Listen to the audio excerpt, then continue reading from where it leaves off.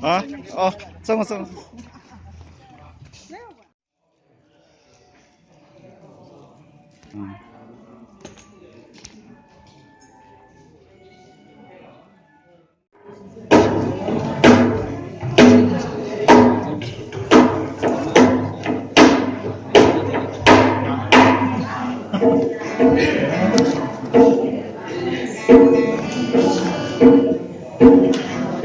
जगे ngasigi chief guest athoi ba lengbi rakpa oza pukrambam nimai president Kaksing district pensioners association aduga retired journal education officer oza na ngasigi chief guest ki fampham langda lengshin bigani aduga ngasigi thormapu oina lengshin bigadaba professor Naomi Botombi president writers association Kaksing aduga retired principal Khaman college Kaksing ozai bungona ngasigi thormapu oina lengshin bigani aduga guest of honor oina lengshin bigadaba Yengkom Kengba president Sahitya Seva Samiti Manipur aduga amuksu Yengkom Nilachandra former secretary Sahitya Seva Samiti Manipur aduga ngasigi book reviewer ngasigi dignitary Singh chief guest ngasigi thormapu guest of honor book reviewer bigadoriba ngasigi dignitaries punamakpu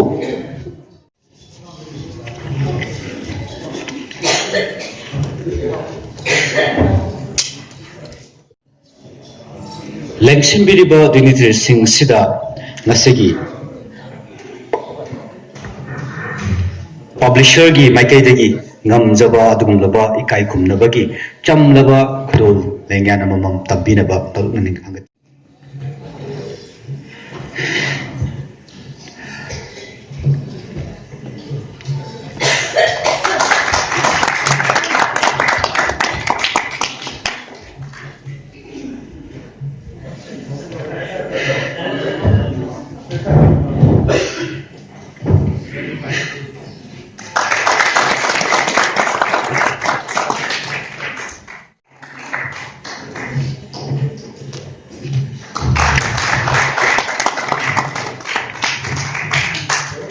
Fongadorba Larik Asigi, Aiba, the publisher gi Makaidagi, Masilang Biriba dignitary Sing Sita, Chamlaba, Numshiba, Ikaikum Lagupa Yadum Lava, token of appreciation, token of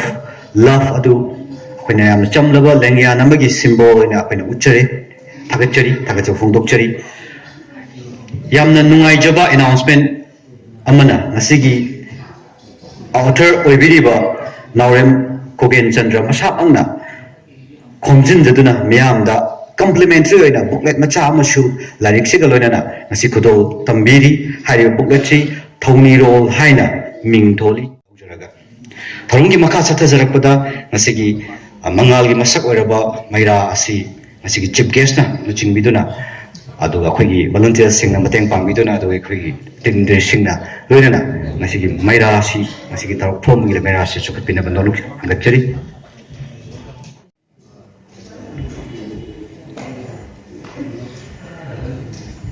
Amambabu mangal na koon bagum kena amambabu mayra na ngalan bagum kegi manglum na suksin ba kunaya magi damakta kena ishol ba thongi jaduna asigi chief guest ama de dignitary singna mayra asi sukat piri adu ga ishol bu thongi jari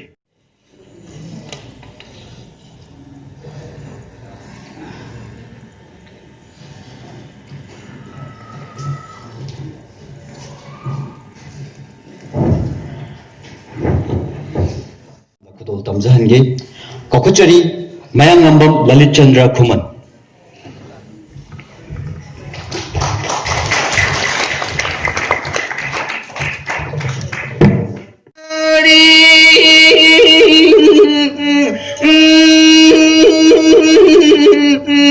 Lamdam Singh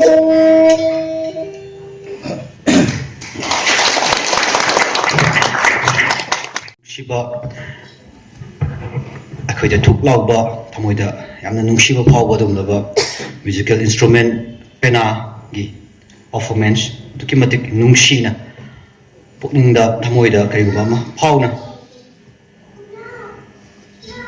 Lalit Chandra Kumanna miyamda kodol tambiram jarakpada lengbiri bo khoi punangpo taram na ukchabagi waro bibinaba kokshinjagi RK Kurumjari ngasi January tang 2021 Nomajing limit sigum laba yai faraba nimit asida Sri Khogen Chandra Naurem Uza Sina Ibiba Maitrabaki Puwarida Khakanglei Saitagi Lamda Kathopaka Loinana Sawa Thodang Yabiriba Ikai Kamnazariba Uza Anibasu Taram Nokchari Loinana Nasigi Sigum Laba Maitrabaki Puwarida Khakanglei Haiba Lairik Asibu Saktakpi Gadoriba Ikai Kamnazariba Dr. Pukhrambam Rajendra Singh Uzabasu Sinjalangzari Bagi Maikai Dagi Taram na Okchari Loinana Ngasigi Sehuisai opening song Pena Kudol Tambikiba Mayang Lambam Lalit Chandra Kuman Musu Taram na Okchari Lai Fombusigi Yamna Marweba Tangkak Religion of the Book Maitrabaki Puwarida Khakanglei by Khogen Chandra Naurem Larigasi Ngasigi Chief Guest Amati Ngasigi Dignitaries Singna Mia Mangda Fonglei Haina Kudol Tambinaba Nolukchari Ekoigi Yamna Atangba Lan Namo Egedoriba Puwarigi Atangba Lan na oina matam kuina lehuduba Khakanglei Rolgi Wari Adumlaba Maitrabaki Puwarida Khakanglei Naurem Khogen Chandra Iba Larigasibu Miyamna Aiba Sibu Thona Hapiu Tuga Mangol Pinabiu Miyamgi Ahoba Kubaki Konjel Amana Aiba Sibu Taram Nungaiba Paumasu Mayamda Tamjari Ngasigi Laik Sigi Mamal Pachani Yankai Ni Adubu Asi Pombo Nimichida Aibana Chama Yankaida Miyamda offer Kudoloina Tamjari Togida Bazum Laba Lup Asi Nongpok Panthoibi Pena Lup Haina Khangna Badum Laba Kakchingda Best of Badum Laba Lupni Penada Neta Naurem Pintu Moyanthem Olen Elangbam Aduga Child Artist Pena Player Masuyauri Mithoi Mayang Lambam Aduga Langden Dolop Tenbigadaba Yaima Elangbam Aduga Akoina Wana Shaba Akoi Instrument Gi Music Artist Obiriba Dinesh Naurem Aduga Bangshi Flute Kumbigadaba Surendra Elangbam Aduga Acoustic Guitar Kumbigadaba Clinton Khagenbam Aduga Nasigi Singer Waina Miyamda Kudol Tambigadoribasi Hoina Matamamagi Mandu Film Isai Madi Manipur Kudung Isai Gose Maitegi Satra Waina Quina Masak Yamna Muna Kangiba Mandu Film Gi Angan Batakata Artist Amoina Singer Amoina Miyamna Yamna Kangiba Aigidi Ojani Benai Oza Elangom Okengi Machai Bema Aduga Manipur Gi Tongan Ba Skylark Nasinba Apunga Manipur Matamiseka Nasinba competition Kaya Madasu Yamna Lemjaning Iweba Manamatum Lorok Krabi Kakching Maitegi Lemjana Iwegi Chanupi Elangbom Oneblani Asigi Singer Wegatori Persi Aduga Nasigi Say Sigi lyricist Mayek Ibiba Lamdam Sida Isay Mayek Ibagi Miwegi Masing Tang Lebasunga City Matangi Awan Bagi Matumina Matang Torapa Aigidi Ichi Haizabatari Ketrimeru Ningol Marang Tem Ongbi Binaranina Say Sigi Mayek Sembi Bani Aduga Ichi Shu Manipur Apunba Manipur Matamisay Kanglu Ki Adum Laba Say Saidana Bada Quite again a Pava Adum Laba Lyricist Ki Lemzanema Romana Fangaba Adum Lavi Cheni Richebusu Aquina Acknowledge Taujari from Sida Panjari Lento Piraxi Nongpok Panthubi Pena Lubki Instrumentalist Sing Loina Lamdam Sigi Yamna Masin Tungkalak Livi Nasigi like Fombagi थोरम सिगी continuity द लाक्चरपदा मखा चत्रपदा नसिगी book like हौजिक हाकी ममांगदा chief guest amadi dignitary singna phongbikraba maitraba ki powari da kha kanglei haiba sumlaba kha kanglei gi wari asi gi maramda like sigi maramda khajiktang miyamda like asi masak takpinaba review tawinaba idamakta kaukshin jage hanagi secretary sahitya seva samiti manipur aduga haujikena history society kaksingi secretary gi phongbobiruba dr pukhambam rajendra asina ozana ozaibungona book review tawinaba noruna hagachari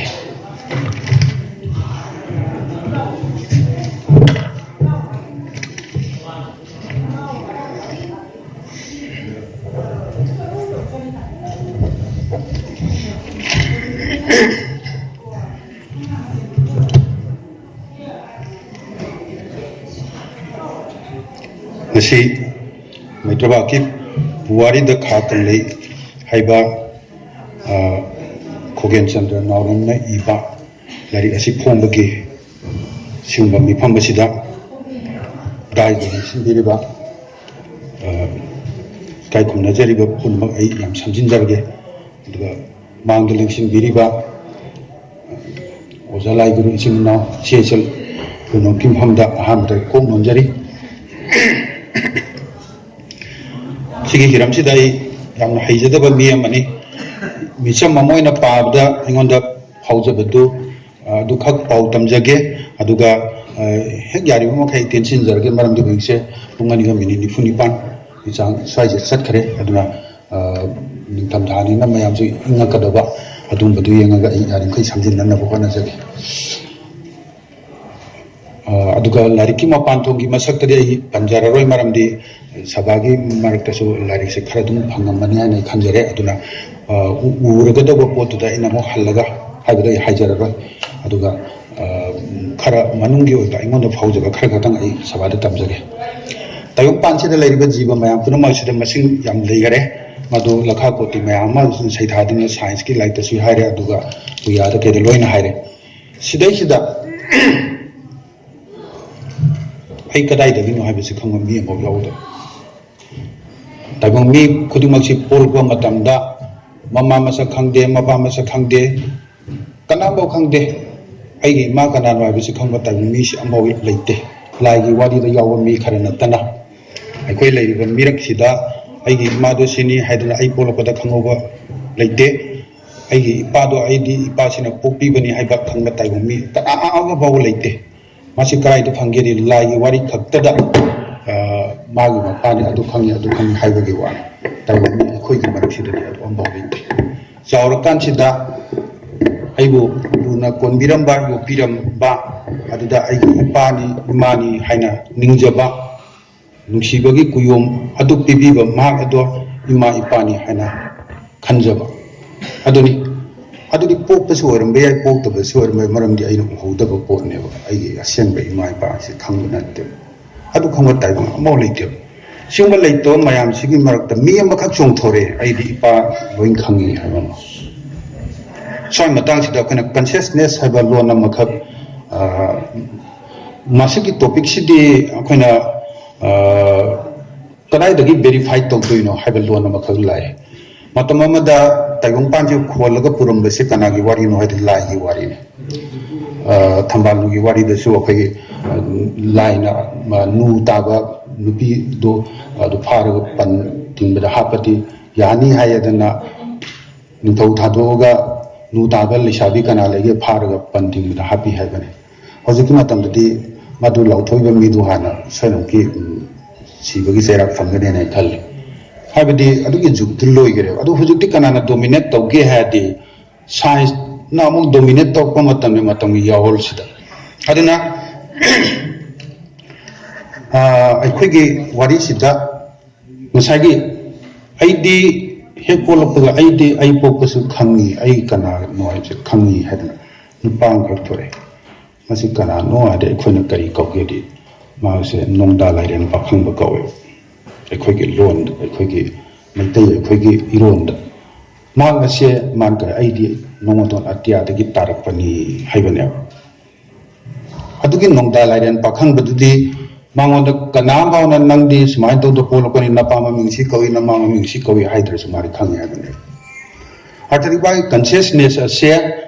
अखोगी body की वांग मत लय अखोई ma'am पुनमक की consciousness हाइबसे brain the confine तो याने अखोई लौरिमने अदु मागिदी मा पोक्टिंग ममांगदगी कॉन्शियसनेस से ताइबुंग सिन थुंगना अखोगी यूनिवर्स असिदा मासी संदोगा लय पोट अमने अदुना ताइबुंग मी अखोई दि मासी खंगदबदगी origin of life हाइबसे कराइद लैगे हादना मेजर थ्योरी मैम पुनमना खंबीगनी साइंस द टीवी मतमदा थ्योरी हारिसे खंगदबै थ्योरी हारेनी खंगबदि थ्योरी अमबो लेरम थ्योरी हाइसे सी ओरमबे आइना पुथरपदुदनि अदुना मरिदो हुजि मैम ने याम थाजनदरि बसी रिचर्ड हाइब नुपा खंगना हौदरप खगे पांसपर्मिया हाइदना थ्योरी मा स्पोर्ट थ्योरी सु कवे ताइबुंग पांसिदा मरु दोंग स्पोर्ट हाइसे मैम साइंस के लोन दसु बॉटनी जूलॉजी द खंबीगनी स्पोर्ट द सिगी स्पोर्ट सिदा थवाई सि यारो मसी कनाना सु प्रूफ तोगे द मसी आरएनएस हाइबा साइंटिस्ट अतोपा मनसु मसी याम चुंगो वानी हाइदना खाइदि याना थाजबा पोट अमनी केमोसिंथेसिस की थ्योरी लेरी स्पेशल थ्योरी ऑफ क्रिएशन नाइदना सोना ताइबुंगी सि सेमरी हाइबा थ्योरी सिंग लेरी अदैदुदा हौजिकी मतंग से पंजनिंगबना पासर कोइना रेडी को पासर गना मोनिसु एक्सपेरिमेंट तोय थॉय पान बाय से लाइफ कम्स फ्रॉम लाइफ हाइबन थॉय पान द पोट अमा ट्रेडिंग ngasi बाव थॉय पान सेम बाव थोकते सेमगिद्री हाइबन केमोसिंथेसिस की थ्योरी त करी हारी अखोइना मसवाय मतंग द अखोइ नोंथांग लेमगी करी लाइग से डिफिनिशन मयाम पीबे यामना नुंगाई याम कुइना संगदो पोट अमा ngasi go फम mase ngasi di mi tarani kuni nei na si loi do adon yam sakhra gari kurin adna ready na su kari hai thoi pan ba se thoi pan ba nat tabda ki thoi pan ba ngol lakte like comes from life haibane na chumai to lak sina mai tai khoi gi dadi lai fa ba haigadra ai khoi punamaki horok pham se loina khangi haiba nongda lairen pakhang ba haibane man kari ai di nomato na tia de ki tar pani haibane so matang kan sai sport theory siga di yamna chana ba science na chu yamna masi sigi basis asi yamna chummani haina khanba adugumba kano siga akhoi siga yam chasin na yam so matang sida akhoi gi mai tai gi puya gi lai ba wari sing asiga masi dei sida ai page taramari dagi mai khar khar tang pa jage ai gi yamna kuina sanga dran sung sa thiba matamna lairak ta ba maram di ung ohum ta silaga di mayam inghil lakani adugumba ge aduna page taramari dagi ai ongtang mate khidang pa jage adum makha sa thajarke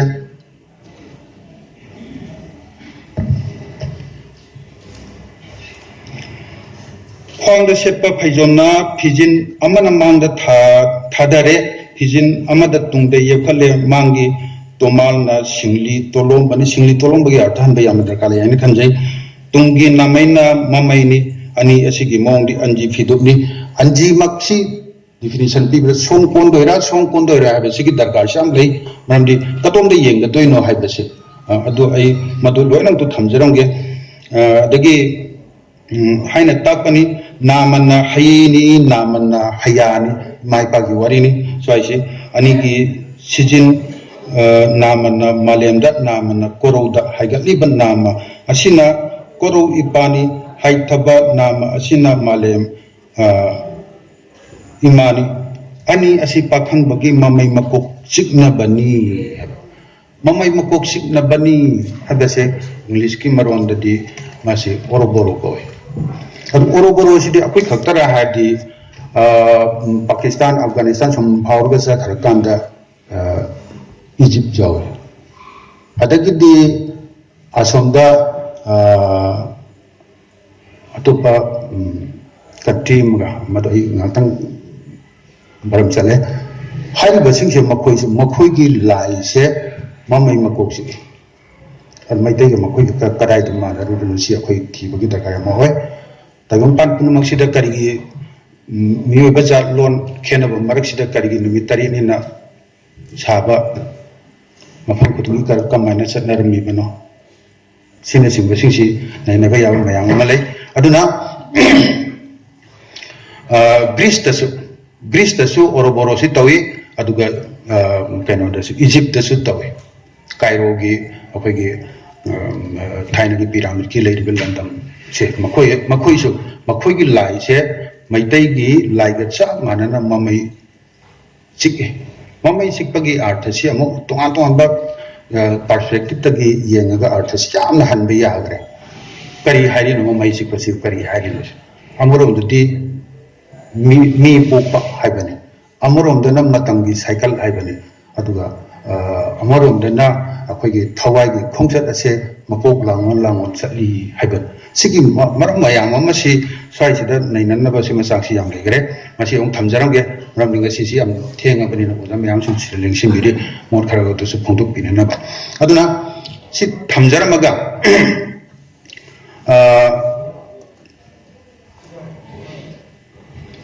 Manipur दा गुलाके मणिपुर दा खुंदाली तारि मी सि कदाय तगिनो हाइबसि मसेसिदा theory से अहुमनि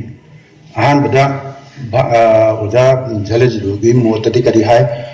कनोगी अर्जुनोगी लाप खोटपा तगिदि आर्यन सिंगी मचा मसुनि अदुनि हाइबसि मसे दि सुमना पंगाय हाइब्राइनाय खनजै मरमदि मयाम फाइदगी संबा खुदम अमदि कनोदि बाजार चलगा कोई second hand सेटबा मिदि खंबिरुइको second hand सेटबा मिदि याम line खंगनी second hand के खुंग्राव से उपसिन बदम मतोन इंची अनि कक्टर दिसवा यादे कईदोबगी इंची नि कक्कदोरिनो मरमदि मोइगी मोर्फोलॉजिकल खेनब खरले मोइगी फिजिकल फीचर सिगा खोइगा मानदे कोसा सोदारि ब कांगु सिगा मंगोलोय कसी ख्वादगी साउन खेनब से कइनो आदि अखोइगी ख्वांगदगिना कोक्तोन बाउगी अरापगा ख्वांगदगिना खोंदोन बाउगी अरापगा से मंगोलोय तदि तंखाय ने कोसा सोय तदि मथक किसिना तेनबा अदुगा खुगी मखासी याम सांगबा कांगुने अदुना स्टैटिकली पारगा मोइना स्टैटिस्टिक्स कोबा अंक अम लैरि याम नुंगाइबा तायुंबी सिगी मी खरा पाथोगा मोइना मीडियन मोड सि लौथोगा फिसि तुरपो मतमदा 198 चाना बनेबा अदुना रेडीमेड साबा हेरिनेबा सिगी रेडीमेड सि मोइना कनादा येंगा सारकेदि कौसा सोइकी आर्यन की फैमिली से येंगा खुंग्राव से सारपनिना मंगोलोर अखोइदा शेप मतमदा इंची नि कक्तर याते अर्थदि अखोइदि अर्जुन गोगी जाति नति हबलोने सिमामा ऐ थमजरमगे आर्यन के कंगो सिमा मयाम पुनमक मसि आई ओइबा लनाइनि हाना दुम खनबि बया मथंगदा करीनो हरदी साइंस अखना थीरगदि अनीसुब कांगुसिना बर्मा ग चाइना ग ताइनाबदुद सान स्टेट कबल लममलै मयाम यूट्यूब तगा संगबिरगा यंगबिरगा समखोगी मीदो अखोय दुम मानबने यामना मसिदि से मंगोलो की दुम इमान मानारे हैतारे अदुना मोइरोंदगी लाकपा मिनी हाइना थाजब कांगु पोंग कांगु की वारीने पोंगी हरुंगी मोइरोंदगी लागा फुरुंद लाकपनी हाइना थाजब कांगु अमा ममई थंगदा अहुन सुबना अम्बाव नक्ते इखोदि मफम मसिदा पोकपनी तगंपान पुनमकी हौरफम से कब्रुनी कब्रुदा मियोय बसे पोकपनी नोंदा लायरेन पाखंग बना पोकपदो कब्रुदनी स्वाइजदा नोंदा लायरेन पाखंग बगे हेक सैथाब मतमदा सरिक मपाल था अदगे नोंथ्रै मौलिंग हाइबलोन से तुम हाइरबन कब्रु सैथाब करी हाइरिनो सरिक मपाल था सदा नौदा लिक्लम मसुम अदुगी मियोय बगे जाति मपाल थारमे अदगिदी लैबा पाननबा निंथौ तौदना नोंथ्रै हाइबसी निंथौगी पोदमनि निंथौसिंना नोंथ्रैगी लिक्सिरमबि बनि सिफाइना मतमदुदा नोंथ्रैगी लिक्सिरबदि मचुदि तोंगा दोन मलेरे नोंथ्रैगी लिक्सिरबदि नोंमै संगदे थांग संगदे हाइना खनजरमबा अदुगुंबा पोदमनि अदुना अहुम सुबसि canoe हादि ताइबंपान पुनमसिगी हौरफमसे कब्रुदा मियुबसि लापनी हाइबसि Seema थमजरमगे अदुना मथंगदि ngasi gi wafam sida langna bo na jage puya hari se kaino habisi puya hari basi pu ipa ipu haibani ya dudi ya na raba haibani atopa mata ya thangna bani atopa mata ya wa haibani aduna ipa ipu singna ya na raba moina tambiram ba moina takpiram ba adum ba wai watasi adubo puya kawi haibani isin kitanda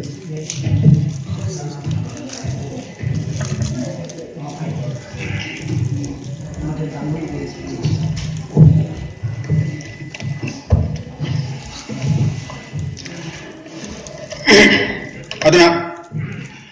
maitai gi duma leire puya ni khatang gi khogen gi laita la sadring ma wang da I puya ni khatang panjage malia phambal cha puya palcha kumsing pike pike harga khangde mayam dumda hanbiraga phalang da yaliba calendar dong ta hamdupi adai da kari kumsing piram ga da ge di malia phambal cha palsa kumsing haina piramgani jisu pokada basahi lisingama chauhunga maudra tare walgi matamda iramba kumsing ne maitai gi kumsing maitai gi thajat ase malia palsa kumsing hari basi aujuji akhona si mayam si ta piramgani si na thage edi haina si common ira haidana eno domine gi edi hujik tawri basi masai sigi Jisula kada basahi lisingam ga chamri har se har chamri dagi ahum khatang taban sigi matam masida malia palsa kumsing si hodo pani arthadi nongda lairan pakhang badagi pakhang mana palari base maitai kumsing gi lisingam ga chamri kuntra subda nongda lairan pakhang na 33 yedi dan thaw ore ga dawri pani aise kaksi masai sida maitai gi astronomy gi matang sida yamna wai ama khatang panjarang ge yamna phajaba khara lai akoina kuchiri ba kun masidi bengali da yamna lawi adugo moi sida sida akoi kari kai no hadi tatna ba haiba malai maitai gi da ai lakani ye thasi maikai thok ba haiba malai masidi gi si maitai khakki ni mase akoina mayamna su yengbi ba yagani ninthau kaba numita nongmasu palaba adugi numitu da nongpok chatpa si ahansingna thingame masida akoi chatna ba hotnaroi dobani maramdi asi ana thoye ninthau kaba numit nongwa panba nongpok kaba masi yamna asigumba si maitai singsina yamna khangame atopa amana sigi hujiki sina Jesus Christ ki sahi asigi lisingamaga Sopungam maudra tariki mamangi puya ni maitai ki maming kari kawe malia phambal cha puya kawe ani subase adudagi mo henangan ba masimati hoji ki maitai sing yamna lumna launa ba puya amani madudi wakok lol hilel thilel amai lol adagi pukuk puya hari bas masidi jisu pokod lisingam sangarung waling ata hiram aduna pamhai bagi mayambani santidas ku sais mapatina mamatina da Sarai rong bagi nupi nutil sabi ay masalay sa dabare. Aduna magi matamda sarai rong bagi matamda hojiki Vishnu Gosai hai si laaga. Aduda nangin nupi siya nangin na nabalay kung khol batoroga kono hojiki kariniwas pangay sa po do inebo. Pupo matam sida maitai gi keno sing sina kari mai sau sing sina nupi po badi fai nupa po bati yamna leipaki awaba tagani haibadagi nungtin jaibina magi chingi matada tharga aigi ngangdo sina pole hayalaga basan pasi chingda thaiki dorim sigi wari ma le aduna haiba sigi 1709 da pamai basi na halaga mana ningtho oira doisi 1709 18th century gi haw kasi da oidorim matam basi da chaw ko nu pa kana puya masih kena tore Manipur da kena sang padi Hindu sang padi 15th century da sang so lisingam ga samari ga kena 90 ge dwai da kena si kiam bagi mahal takta Bisenpur gi mandir si sagara adu yang ngana sangare adu orga semadu di ndo family na mai thaja sebagi la chapri aduna kena se sima khatang haraga ai adagi di like ta jar ke aduna hairi bashe जिसु पोकदब सही संगारंगी ममांग the इरंब पुया असे साउबसिना पुया मई थारंदाई हादि हिंदू ओलमदाई सिर माना सिंधुओगा original दगी सिंधुओगा माना थंबनी मासिना नोंगा कोइरेल हाइबा Imphal दगी kilometre 53 लापा चिंगी खुल्ला मदा लोकलग थंगी बनी चिंगी न कोन पुथुरागा वारी am changre swaide su kamai to the puya si thengnaru hai basigi wari si am changre madupuno to lijar right hari ba ujiki wakol hilel hilel puya hari si mayek trai pangi mitai me te iram bane mase sida ipan thari si kari gino adigi mitai hai na moina pamna hai mitai ko bagi maram na kari maitai si haide aduna singbagi wari si sida sida ya sima malere suno aduga puya si kamai irake habasi matam madu de ningthogi moigi ningthogi konung de ibani moigi editorial board leiraga sum thokjing tawraga ibani masigi wang mada matam madu da kaksing che principality amane kaksing gumba moirang gumba ningthaupan ba lam khara leirami masagi marongdum manak leise kangbu ma adu da kaksing ji amane adu manipur gi imphal de iri ba puya siga kaksing da loi manarabra moi makhaloi bolabra hadi आई थाजबदी कक्सिंग पुया तोंगाना ले है याम कन थाजे मरम दि कइगिनो हाबदी इम्फाल गी निंथौना कक्सिंग हाट कदोगी थौरंग मयाम अमा तौखिब लेय अदुना मणिपुर पुनोक्सिन माना 1709 दा पामाइबना निंथौ होयरबा मतुंगदा 1717 दा माना स्टेट रिलीजन एन लाउथोक्तोरिम अदगिरि फुमंबल होयना हंदोरो मैथादो हारगा फुंग्रा मी सरुसा दो कोथोगा मैथाबगी अदुंबग याम साथीबा अमत तौगदोरिम सेसिदा कक्सिंग लेबाक तामु करि थोगेदि ngabong khawgi wari lakadोरिम ने अदुना माना पेनोसिट करि आसोमना इबिबदा सोमददि येकनबगी वारि इबिरोय दौनिना सोमदा तोंगाना सुमाय तोइ हादना तौबो मतमने अदुना कक्सिंग सि मतमदुदि पूरा डेमोक्रेसी ने पृथ्वी की डेमोक्रेसी की याम नंगनबा वारी से कराइद फंगेदि कक्सिंग दा फंगी होजि फाउद कक्सिंग की निंथौ से कुनगी मिंग लाइरे निंथौ पानगी हात की कुनगी सिगी निंथौ कुनजी की मन द येंद्रेम बंगी निंथौ अनि खग यावे येंद्रेम बंगी निंथौ सिगी अहान बसिगी ममिंग से येंद्रेम बंग कैरेंग बा अथौ बको असोमदा पामाइबना निंथौ ओइबा मतम माना कक्सिंग दा निंथौ वाय अदुगा 1717 दा स्टेट रिलीजन नि हाइन लाउथोबो मतम कक्सिंग दा लागा नोइसु गौरिया हिंदू सी ओलु हाइबने कक्सिंग गी अहन सिंग सिना यादबने निंथौ सिना यादबने हाइबा मागी हक्तक सिदा कक्सिंग दा साक्तांग बथोइ मणिपुर गी साक्तांग बथोइ अदुना मयाम सि सगेम चादना मतम खरा याना वाना खांगी हाइदना मागी हौजिकी येंद्रेम भूम कैरेंबा अथोइबा हारिबा अथौबा हारिबा निंथौ से चगे मनिंथौ हारगसु खंगनै हाइबनि थेंनजरिबा वारिसि अदुना ममै थंगदि करी तौरगे हारदि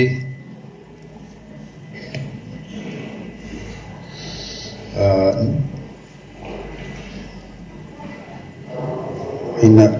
कइनो मखक्तन मत कराइद लेगे तारीख मखक्तन काव म लेरे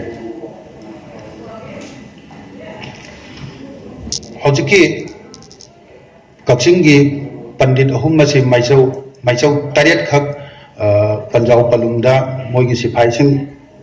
पेनोना पामाइबना थारकपा खुलक्त लान थोपगी मतांग म मयाम लेगरे अदु थमजरमगे अदुगा माइथंगदा मोइसे पंजाब पलुंगदा केम तौरे अदुगा हौजिकी कक्सिंग की अहन सिंगसी ngabong khawda hapsilaga kwap irel hujiki kole gi som thambagi turel do ojama kundoi gi nakal gi turel sida peno do thada bani aduga hapani aduna asi san asiba tawpham hairaga su khangna bani maramdi hujiki khaw sing si siraga tawkhalakpa matamda san gi mabuk man bagi sumana tawduna thodok sing si thokki masi नमरम ओइरगा Kakching खक्की ओइबा मतमदुगी इपाई पुसिंगसिना पुया खर इरमी हाइबसे याम चेना थाजजै मदु कंगलेगी निंथौनदी यारोइदबो याखरा मरमदि सिगी मरमदो वामबो highway यारोइ सि मरमदो camo कांथोरपे यारोइ कप्पसु यारोइ हना याम कन्ना हुजगी पामैबो गरीब निवास हारिबसिदि मपांगल मथौना से यामना लैबा अवागा याम तोइना लान थेंगनरंबा अवाना याम कीगिबे निंथौ अमने मास अदुना समाय तौदना थोखी अदगिरि पुयामै थाबसे 1932 दा थारे पुयामै थाबसे तारीख अहुमनि हुजुफाव थेंनरिसि यामना कंट्रोवर्शियल ओय मणिपुर की वा अमत्ता स्मूथली चटपांबाव यावदे चयेतना दबा अंबाव यावदे 1929 दा थाबसे यावरि अदुगा 32 दना अनि यावरि तारीख अहुमगा अक्टोबर की तारीख अहुमगा तांग मंगागा सी फंगी सिमसि लेरे अदुना सिमा लेरे सुनु अदगिरि हौजिक अकोनबगी वाफम सिदाई सगलनगा वाफम खरा हाइजगे अकोनबगी वाफम हाइबदि मणिपुर खुंदारीब कक्सिंग खुंदारीब मीसिंग से अतोप लमदगी लागा खुंदाखिब नत्ते मफम असिदा ईश्वरना सेंबीरगा लेरंबनी हाइबसिदा थाजबा याबा मफम यामना लay मदुरी कैनो हादि राइटर्स एसोसिएशन कक्सिंग कार्यक्रम उसेरी लोइना गेस्ट ऑफ ऑनर पुनम लाग इलेक्शन बिरबा पुनमक लमदम सिगे चापत थोरांगा माइपुनना चेंबिरिबा अमदि जनिसे साइटबु नुसिरिबा अमदि वारगी आइगी आइडेंटिटी बु हेन मसक खंगनी हाना आसादा लापिरिबा सुमरबा लाइरे अमु पुथोपसिदा पुनिंग थोर लापिरिबा पुनमकु गाइडनु बसे अगे नाउ इनफॉर्मल रेजिडेंसिंग आसी हाना साइट से वांगसी अदुम कनुगिला कोई साइट रे याम थवा यावजे बिसा मही महाकुसु इकाई कुसरी लोइना मांग लेसिन बिदिबा ओजागुरु सिंह मरमपां वरगा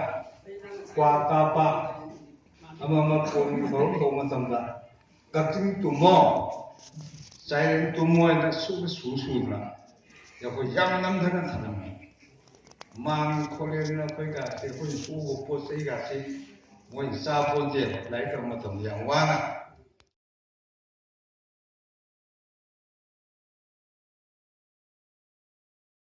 जाबुसु थागत फोंदोकसरी लोइनाना ngasiगी गेस्ट ऑफ ऑनर की फंफंग लामदा लेंसिन बिरिबा गायखुमनरिबा प्रेसिडेंट साहित्य सेवा समिति मणिपुर की मिंगोइना पंजरबदा येंखोंग केंगबा अमदी फॉर्मर सेक्रेटरी साहित्य सेवा समिति मणिपुर की गायखुमनजरिबा श्री येंखोम नीलचंद्र सिंजल लांजरिबगी माइकेदगी थागत फोंदोकसरी लोइनाना ngasiगी बुक रिव्यू तौबिगिबा गायखुमनजरिबा डॉक्टर पुखरमबम राजेंद्र सिंह फोंदोकसरी लोइनाना ngasiगी थौरंगी